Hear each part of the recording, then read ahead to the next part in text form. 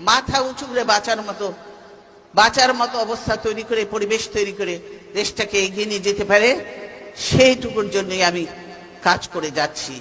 এবং ইনশাআল্লাহ আমি বিশ্বাস করি এই তরুণ প্রজন্ম বুঝবে আজকে পার্থক্য বিএনপি এবং আওয়ামী লীগের মধ্যে।